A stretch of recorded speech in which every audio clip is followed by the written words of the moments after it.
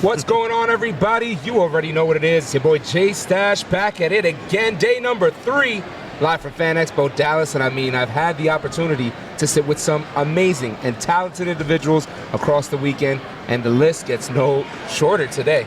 Well, I'm pretty short, though. I mean, listen, but the talent is massive. I'm sitting here with James Arnold Taylor. How are you? Hello there. Oh, that's what everybody waits for. That's what I was waiting for. I know. How's your day going? It's fantastic, especially now I'm here with you, Jay. So Oh, this is awesome. Thank you so much. Well, what's going to happen today is we're going to have items loaded up in the Buy It Now and the auction. If you couldn't make it to the con, don't worry. Whatnot's got your back live from the floor. We're going to bring you that virtual experience, give you an opportunity to add all of these amazing items to your collection. You'll sign, I'll drive, okay, and we'll have a good time. You ready to kick this off? Let's do it. Let's get it. All right. So I'm sitting here, of course, Obi-Wan Kenobi, amongst many things, Johnny Test. Johnny Test, totally awesome. So Obi-Wan Kenobi and Johnny Test and Jedi Master Plo Koon and Fred Flintstone and a bunch of others, all coming out of the same guy. It's crazy, you know. I also do Christopher Walken's voice when he can't. You see, it's called voice doubling, but it's wow, it's crazy. So, absolutely. I mean, I feel like I just went through a flashback of movie reels in my head, listening to everything that just happened there. That was absolutely amazing. And I mean, you've been in the industry for so long. Can you just tell us a little bit about the journey into voice acting in the industry? Sure. So I am kind of an anomaly. There's only a few of us that actually grew up wanting to be a voice actor. So when I was 4 years old, I was like, I want to do that. I saw Mel Blanc doing it, and I thought, somebody can make a living in a little padded room talking to themselves? Yeah. Well, I want in. And so I started doing, what's up, Doc? And duck season, whammit season, duck season, fire. I'm sorry, fellas, I'm a vegetarian. I was just, doing the voices. Right. And then somebody said, you can make a living doing that. And so I pursued it. I started in stand-up comedy at 16 and then radio at 17. Wow. And then it was like out of a movie. One night, Jay, they said to me, they go, the overnight DJ didn't show up, you're on, kid. Ooh. And I was like 17 years old at the big rock station in my hometown of Santa Barbara. And I was like, okay. I was like Johnny Test. Because I was little, I sounded like that. I'm like, all right, it's awesome, I'm on the air. And it was a lot of fun, but it changed my life. And so from that point on, it went from there. And then I started doubling celebrities when they were not available. Okay. So Michael J. Fox was the first person I started doubling for. Wow. So for the movie Stuart Little. Oh, okay. So little high, little low. Every little in the world can find a little house. It's me, Stuart Little. Well, okay. And so I was doing that, and then, well, wait a second, Doc. Well, you mean to tell me you built a time machine out of a DeLorean? And then I doubled for Christopher Lloyd for the Back to the Future video game. Yeah. The way I see it, Marty, if you're going to build a time machine into a car, why not do it with some style? So it's a lot of fun to do both voices. Yeah. And I'm just a little nuts like that, too, though. Yeah, I mean, I think it takes a little bit of an opportunity to let the voices inside of your head kind of come out into the world and play around, right? And I mean, now, obviously, you've got a bunch of fans that are coming out to the conventions. They're waiting in your lines. What's that feeling like? Does it ever get old for you? No, people are just beautiful and wonderful. I love it. And, of course, I'm here. Hello there. Look at that. Look at that. With Ashley Eckstein and Matt Lanter. Amazing. And we're doing the 15-year reunion of the Clone Wars and all of that. And so we are just thrilled to meet everybody. I love getting the chance to say hello there. And people will come up and they're like, he said it. He said the thing. I was like, well, of course. I mean, that's why I'm here. I'm here to make you all happy. So I'm always thrilled to meet everybody and do the voices. And I'm thrilled also, as we're signing these things, I'm thinking about the excitement of folks when they get these. Yes, and they're going to get them at home and they're going to see it. And it's like, now, although I don't do the spiel here because I'll say, now that's a paint pen, so that's going to take time to dry. You guys take care of all of that here and whatnot. I love that. That's the beautiful part. So, for the people that could not come out to the convention, Whatnot is given the opportunity to bring this experience virtually. I love that because so many people ask me, they're like, how can I do it? Now I know. Yeah. I just use the Jedi mind trick. Whatnot is what you're looking for. Ooh. This is the place you're looking for. We're all mesmerized, as you say it here. Now, I mean, obviously, you're a big fan of the properties that you're involved in. Sure. Is there any one character that you feel like you really resonate with because it's had such an influence of your true self? Yeah, I do get asked that, like, what's your favorite? And I always say, whichever one I'm voicing at the time. Right. So I've been very fortunate to be a lot of different characters. Like I say, from Johnny Test to Ratchet from Ratchet and Clank, or Tidus from Final Fantasy X, or Obi-Wan Kenobi, or Jedi Master Plo Koon. But I say whoever I'm voicing at the time is my favorite. I love that. And so I'm very fortunate there. But I will say Ratchet is my regular voice. Yeah? And I have a tendency to... Ratchet and Leo. We've got a lot of Leonardos here. Yeah, I love Leo. Those ones are... I relate to their story. Yeah. These guys they're just trying to do the right thing. Right. They're trying to be a hero. And I've tried my whole life to just kind of do the right thing and love on people and show them some fun and laughter. And so I resonate with Ratchet. He's trying to save the galaxy, but he's also trying to just be a good guy. Now, it's amazing to see how excited you get about all the different opportunities that you've been involved in. How exciting was it to meet Ewan McGregor and then find out about the Obi-Wan show going? Goodness. Like, it's such a big moment for you, too. So I have been the voice of Obi-Wan Kenobi for 21 years. There was a micro series of the Clone Wars that first started it all for me. And that was unbelievable. Almost 22 years ago that we started that. Wow. And so... I did that not knowing what I was doing because at the time they were still making the movies. Right. So Attack of the Clones and Revenge of the Sith was just being made, and so we did the video game at the same time. And so I came in and they played me this video of Ewan McGregor on this blue screen, and he's going, "You are the chosen one. It was said that you would destroy the Sith, not join them. Bring balance to the Force, not leave it in darkness." And so I thought, wow, okay, pretty cool. And they said, "Can you do that?" And I went, no. Oh, my goodness. And so I did, and then that locked me in as his official voice double while they were making the movies, and then it made me Obi-Wan for the shows. That's so amazing. I was very blessed to get to do it. Yeah. But I just met Ewan for the first time a few weeks ago at Star Wars Celebration. Really? First time I ever met him. What a moment for you at Star Wars Celebration. That'd be huge for you. And so he was having his photo op, and I asked, "Can I just meet him? Can I just say hello?" So they brought me in just like a regular photo op, and I went in to see him, and I said, "Hi, I'm James. I'm Obi-Wan on Clone Wars." And he goes, "Oh, hey, great to meet you." He goes, "I've been trying to fit my name under yours all day." I'm like, yeah, I don't think so. You know what? I think at that point maybe there's a little bit there that he could have learned from you for the character. I'm sure that when talking about the character identity, there's definitely got to be some references to the one that you've created. Yeah, well, it is really awesome because of course I would never be Obi-Wan without Ewan being Obi-Wan, and he's fantastic. Right. But it's weird because then we never thought he'd play him again. So then I get to be the voice for, the last 21 years. Yeah. And it's great now that he's back and he's doing this stuff. And so it's really fun to bring that combination. It's just like Ashley with Rosario. Yeah. And, oh my goodness, yeah. But, and then Hayden and Matt Lanter are both here.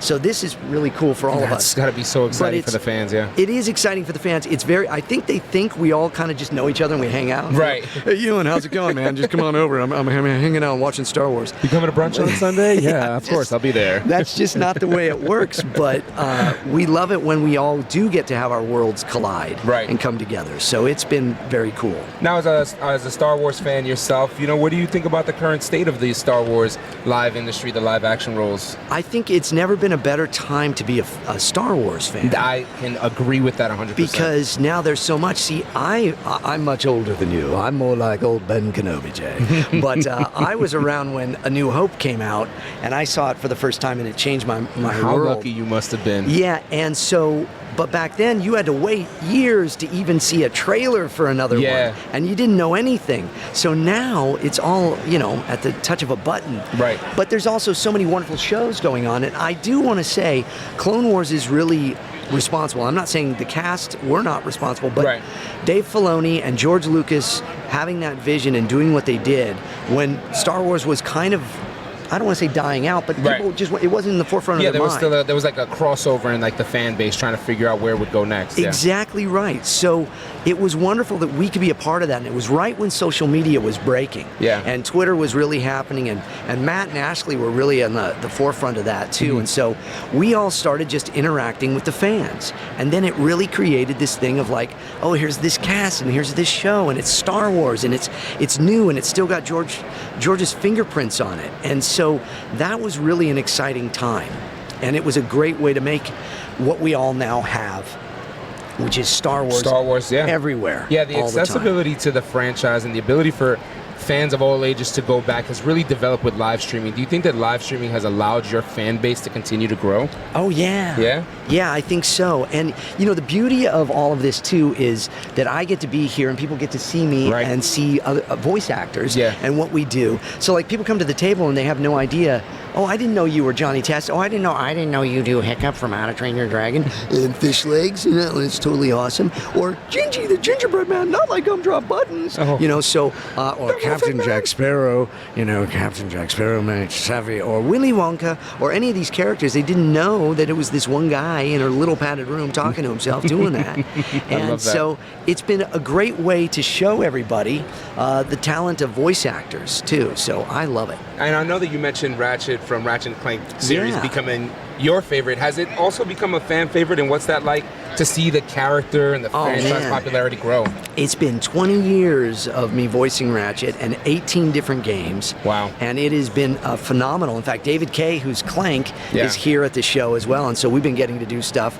And the funny thing is he's like, you know, 2 feet taller than me, but he plays Clank, who's smaller, and so we just were doing photo ops, and he was getting on my back there, and we were doing stuff like that. Man. But it is really That's fun a long day. to see.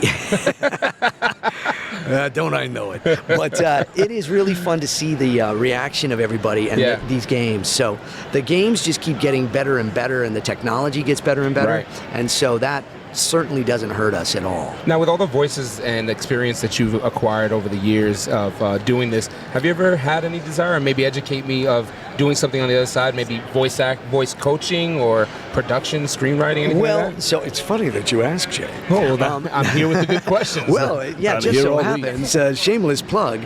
So, I've been doing actually some on-camera acting lately, and in fact, I just wrote a movie and produced it and directed it and edited it and did the sound for it. Man of many hats. It sounds like a true starter project right there. Yeah, and it's called Hidden Blessings, and it's a movie. I put the trailer out on my YouTube. You can see it on there or my Instagram. Okay. But that'll be coming out pretty soon here. But I'm having fun doing it. I think it's been fun for people to see behind the scenes, and I have a one-man show that I do that I used to do at Disney Star Wars Weekends and Star Wars Celebration. I used to host and do the show, and it's called Talking to Myself, and I do about 200 voices in the show, tell the story of my life as a voice actor, and so those have been fun ways to get people to see what it's like behind the scenes, but also, if you're going to be a voice actor, a lot of people say, how do you get into voice acting? You got to know all aspects of all of it. And so I've been a sound guy forever. I'm a sound nerd. I have a home studio that is full of Star Wars stuff. You would love it. Oh, I bet I would. I wish we could do one from there. It's very cool. Listen, we can. Okay. We just got to have that conversation. We could definitely do that. Okay. But so I love all sides of technology and production and editing and sound. I'm a big sound nerd. So, yeah, you have to know all of it. I think it really benefits you. I mean, you know that with what you're putting together here. It's amazing what you all are doing. Thank you. So it's fun to see all of the production happening live in front of us, but it's a different world than when I was a kid starting up. The technology definitely had to have changed things so much. How have you found yourself adjusting to that? Has there been a big learning curve for you to want to keep up with technology so that it does improve your craft? You know how it is. It's like you love it and you hate it because it's like, there's really another update on my phone? Are you kidding me? I just did the other one. But it's also, but it does this now? Oh, okay, I want that. So, I've always been a nerd for technology, so I am all for it. But amazing. And now, you do step into the studio, and as a voice actor, how challenging is it for you to relay emotion without having that facial expression for people to see? Oh, that's a great question. See, that's the thing, though. I'm a total nerd, man. So I'm used to it. But most like on-camera actors come in and they're very uncomfortable about just being on a microphone and like, and now I'm getting hit. And so we're just nerds. I make the faces and whatever. So much emotion in there. So you just have your voice to tell the whole story, and it's look at this. Hello there. Right. Look at that. That's a good one right there. That is awesome.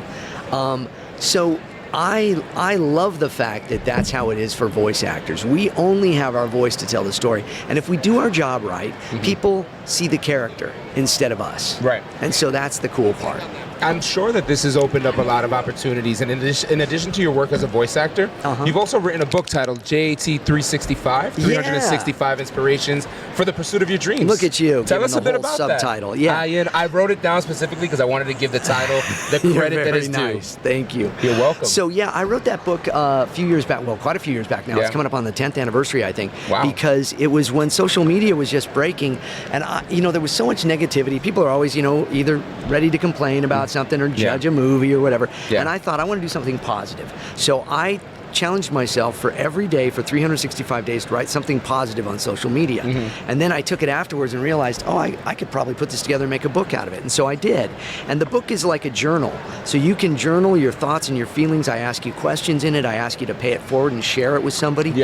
And so by the end of a year, you have a journal of your dreams and your thoughts and your goals. And then you can look back at it and see how much you've changed or what you've done. And so it's been selling for, like I say, quite a few years. And it's amazing. People will walk up to the table and sometimes even in tears just saying, this book kind of helped me get on course and change my direction or do something. And I think that's just, I'm blessed. Right, that like blows you away. And I when I've sat with Ashley before, she talks about Star Wars Mindfulness Matters and how using this platform has allowed her to connect with her fans on a different level. Do you feel like those stories come to you every day? You're still in an amazement how much you do contribute to people's lives? It is amazing. It's very humbling. And you all see it. I mean, to have folks come up, and we get it a lot with Clone Wars, especially since COVID and such, where they were locked up and they were watching Clone Wars. They were binging Clone Wars. And the beautiful thing is they found Clone Wars in that. But the other thing is that there's a lot of pain, there's a lot of stories, and there's a lot of stories to share. We've had people saying, the show saved their lives. And we're just grateful that we were able to provide entertainment and story that inspired people and gave them hope. So, there's always hope, as everyone would say. So, it is life-changing to actually hear these stories. For you as well. Yes, absolutely. And we just pray for all the folks, and we get to see everybody out there.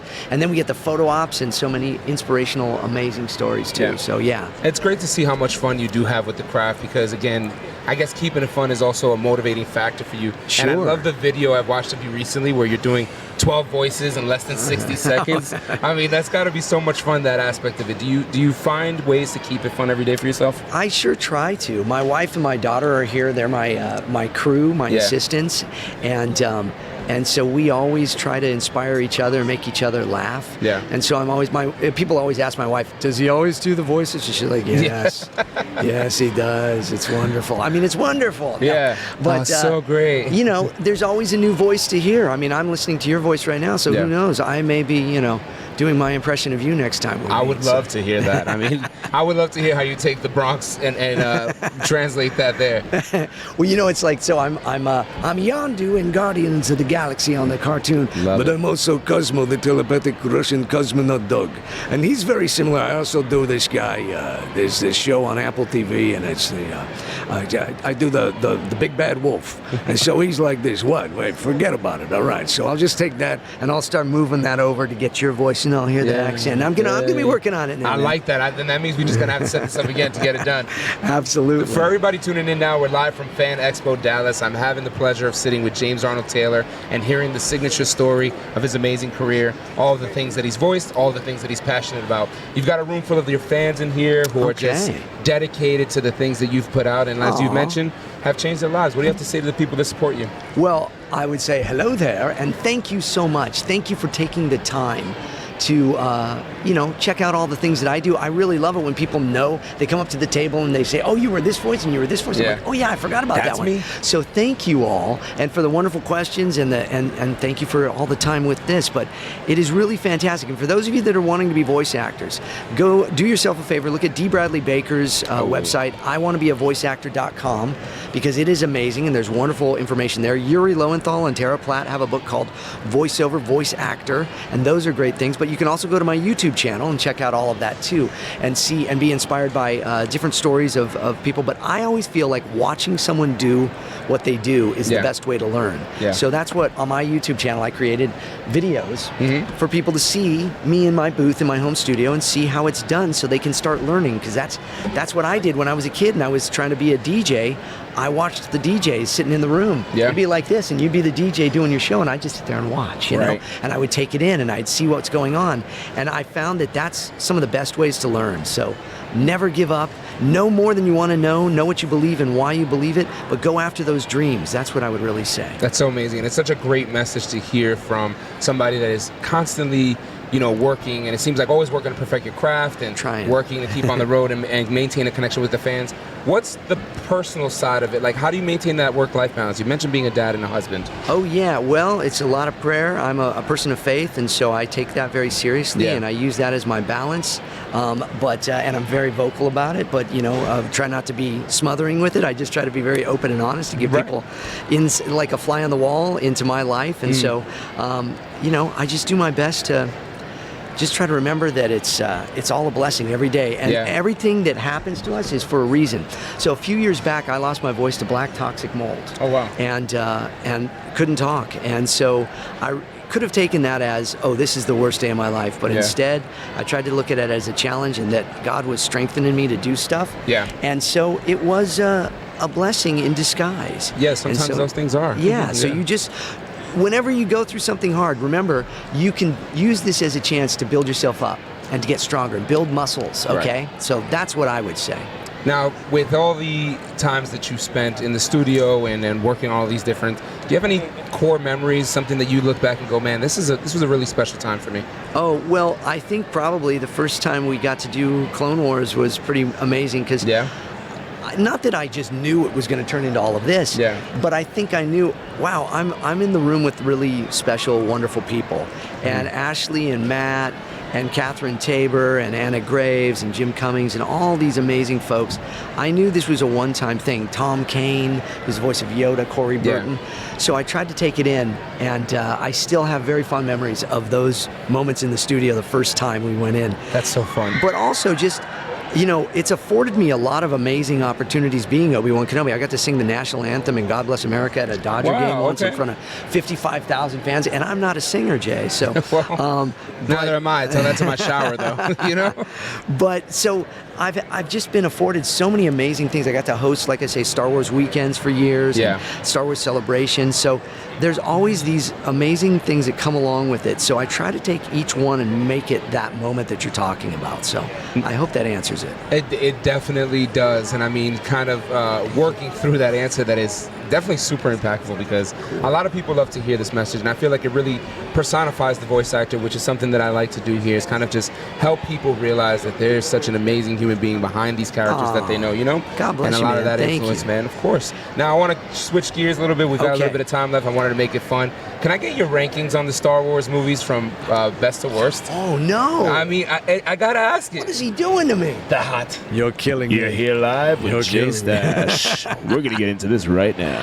Okay, no running away. So I was very fortunate to be in all 5 of the last Star Wars movies. Wow. And I did voices in all of them. And so you have to listen very closely. And maybe you'll hear like an alien, some type of alien in the background, or a trooper, Squad 5, come in, do you hear us? Or, you know, one of those, commence primary ignition, you know, and all of those things.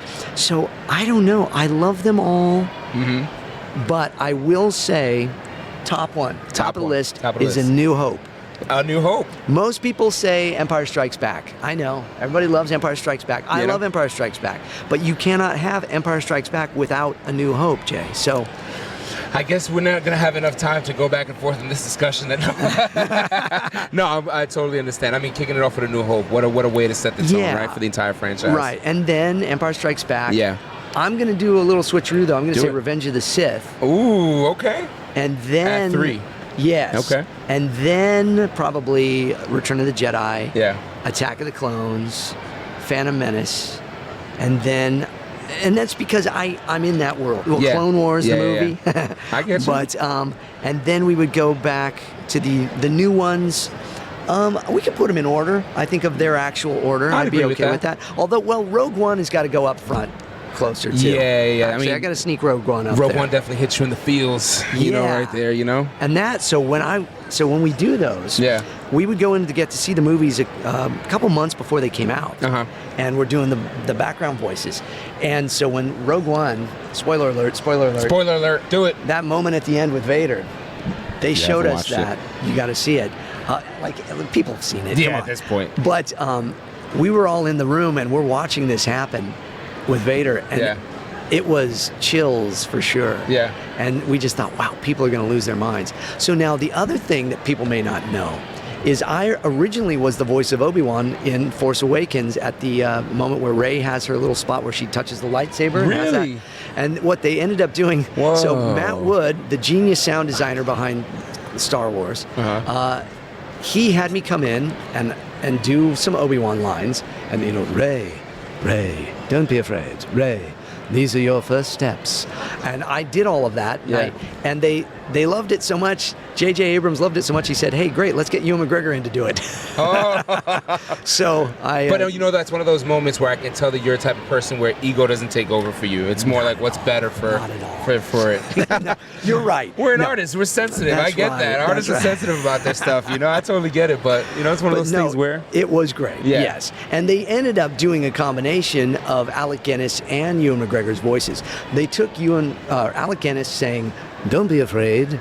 When he said, don't be afraid, they took Frayed and took Rey, and they said, Rey. So when you hear Rey, that's actually Alec Guinness, and then the rest is Obi-Wan, Ewan McGregor saying, these are your first steps. Wow. And so, but it took 3 Obi-Wans to get it. It took 3 Obi-Wans to get it. That's right. But I feel like that's part of the character approach is like, the character's constantly evolving in the identity, even with the new live action drop, right? Ewan still has to develop that identity because it's a part of Obi-Wan we haven't seen, right? Those earlier days. What happened in that stretch where we didn't know what happened with Darth Vader and what was going on, So and it was fun. I think it was probably very fun for Ewan McGregor to step back in and see where it went. I had heard him on an interview where they were saying, how did you get the voice back and stuff? And he went, I went back and watched the movies, and I watched the Clone Wars, and I thought, that's pretty cool. You watched my Obi-Wan to get his voice. Well, look, that's amazing to know, though. Yeah, that's great. That's me doing Ewan McGregor doing Alec Guinness doing Obi-Wan Kenobi, and so then it's all full circle. So it was very cool. That is really cool. And I mean, again, live from Fan Expo Dallas here with James Arnold Taylor. We've been blessed with his time. He's given us some great stories, some great insight into everything that's been going on. And I think we're getting ready to wrap up shortly. But before we do, where can fans run into you? What conventions are you coming up? What kind of things you want to bring awareness to? Mention your movie and your trailer one more time. Thank you for letting me mention that. Sure, Hidden Blessings is the movie. Be looking for it. Look at it my YouTube and my Instagram, James Arnold Taylor or Jat Actor, J-A-T Actor. And you can find the trailers for that and all those fun things on my website, jamesarnoldtaylor.com. But we're going to be, let's see, next weekend we're going to be in D.C., and then after that we're going to be in Miami, and then we're going to be in Boston, we're going to be in Toronto, we're going to be all over the place. We're going to be in Austin. So we got a lot going on. But so let's see, what other, so if you watch Fox, if you watch The Simpsons, Family Guy, Bob's Burgers, all coming up next on Fox. That's me. You? Yeah, so that's been me for 20-some odd years. So this is my childhood right here, just sitting next to me right here. And like we said, Johnny Test, nobody ever expects Johnny Test and Obi-Wan Kenobi to have the same voice, but I'm also so cool. Dark Vegan and Hank Anchorman and a bunch of characters on that show. Yeah. And then, let's see, I don't know, what other voices can we do for you? I mean, listen, I'll tell you what, we're going to get ready to do a sign-off here. You can do whatever voices you want. Oh, my Usually the way it works is I'll say, I'm Jay Stash, and I'll kick it over to you, and you can go wild on that part. Are you ready to do that? Sure. Hey, first off, thank you so much. Thank I really do appreciate it. What an amazing time with you today. Thank you. You're awesome. We're live from Fan Expo Dallas. Where else but whatnot? But we have had the opportunity to hear today's signature story. It's been an empowering one, and it's been one that has definitely showed us the way of the Jedi. Signing off here from Fan Expo Dallas, I'm Jay Stash. And I'm James Arnold Taylor, a.k.a. Obi-Wan Kenobi. Whatnot is what you need. Yes. No Jedi mind trick required. We'll see you soon. Take care.